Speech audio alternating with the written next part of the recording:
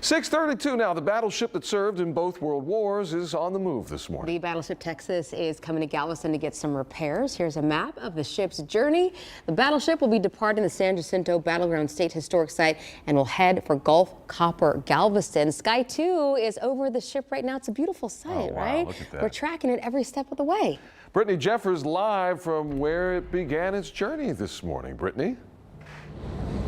Yeah, good morning, guys. We've actually changed locations because in the past 30 minutes, we've seen so much movement out here. You take a look at the ship making its way out of the slip here, preparing for that 9-hour journey today. So as I mentioned, we're seeing a lot of movement, slowly but steady, seeing that progress out here. But I also want to show you just how many people are gathered out here. Some sitting and waiting, taking photos, some standing with friends and family here to watch this site. Some of the people that I talked to say that the ship and the repairs to the ship signify something very significant and special to them. It's just my heart, is in that ship. A memory caught in time. It was 1948 for definite sure. For Diana Campbell Cruz, everything in this photograph means the world to her. The man in the picture is her father, Raymond Campbell. He came back from World War II. He served in the Pacific. In his arms, he's proudly holding baby Diana while aboard the Battleship Texas. He took me aboard, and ever since that, I have had a love affair with this ship and her history. And she's one of a kind. Though time hasn't diminished her sentiment, it has weathered the iconic battleship. I think the people of Texas want to be proud of a battleship that bears her name. And so that's a lot of our motivation. Tony Gregory is the president of the Battleship Texas Foundation. He says after years of planning, the last surviving dreadnought will once again be making a voyage. This milestone journey from the San Jacinto Battleground State Historic Site to Galveston, where the ship will undergo an extensive $35 million repair. For the past 15 years, we've been fighting leaks.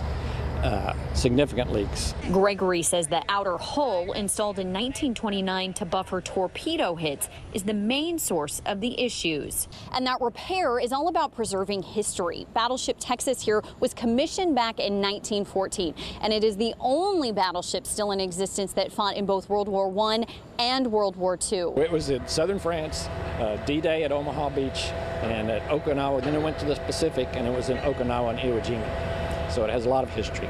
The 27,000-ton battleship will make a 9-hour journey, escorted today along this path through the Houston Ship Channel. They'll be ending at Gulf Copper Shipyard, where a floating dry dock will help lift the USS Texas out of the water for repairs. The hours leading up to the move brought waves of emotions. And I'm so glad that there's so many people that are interested in saving her. From the shore, Diana says she'll be watching the voyage, anxiously awaiting a time when she can one day visit the Battleship Texas again. Now, something that's important to note here, the Houston Ship Channel will be temporarily closed during this process today, and Sky 2 is following the battleship's journey. So if you want to follow along as well, we are going to be live streaming this on KPRC 2+. Again, we are just continue to see more movement out here as this process begins. There you have it. We're going to stay out here as this continues. We're hearing some applause out here for so many people who have gathered to take in this moment to see the ship off. For now, reporting live from LaPorte, I'm Brittany Jeffers, KPRC 2 News.